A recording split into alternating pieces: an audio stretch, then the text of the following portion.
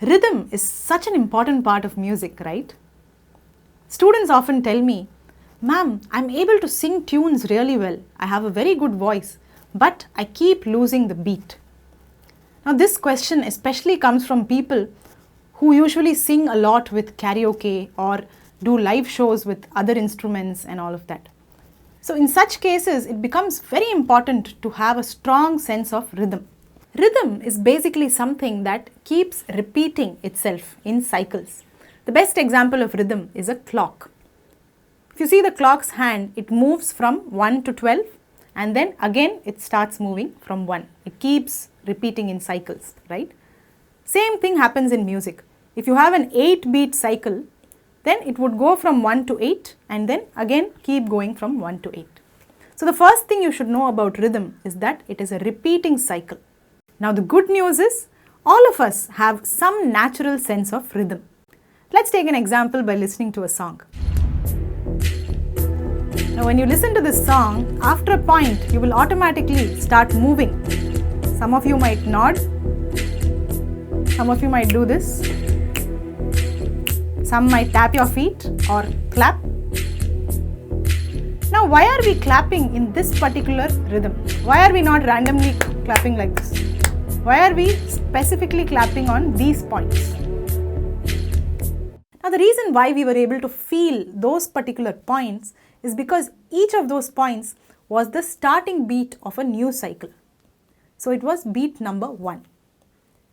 Now beat number 1 is very important because no matter what is happening inside the cycle, whether it is a 4-beat cycle or a 6-beat cycle or an 8-beat, still the first step is always to recognize where does number 1 fall, right?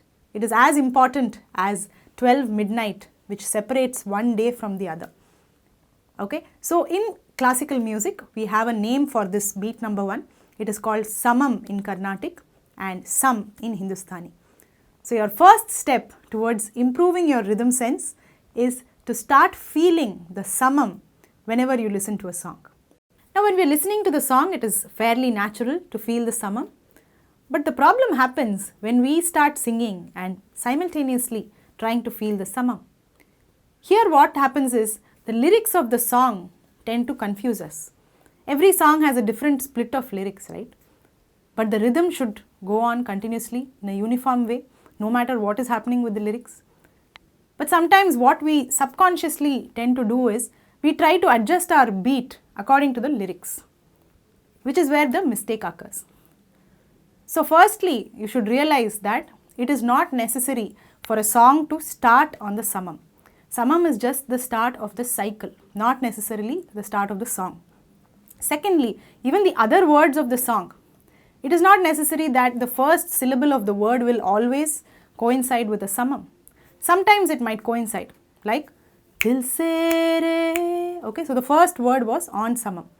But sometimes it might not, like tere bina besuadi ratiya. Okay, so here you can see the starting itself was in between two samams. And even after that, the first syllable of some words is not on the samam, right? So when you are practicing rhythm, do not look at it as words. Try to look at it as syllables and try to understand which syllable is falling on the samam and which syllable is in between.